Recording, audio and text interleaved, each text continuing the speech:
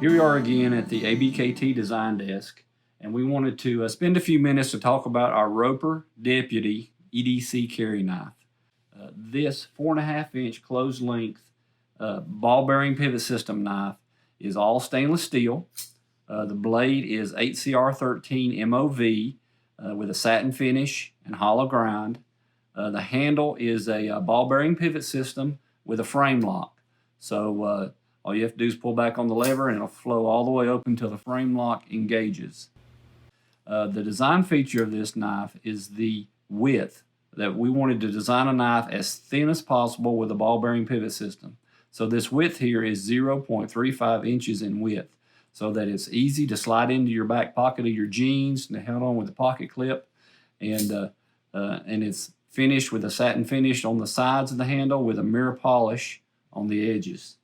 This knife you can pick up at our website for $24.99, and that's the Roper Deputy RP0037SS.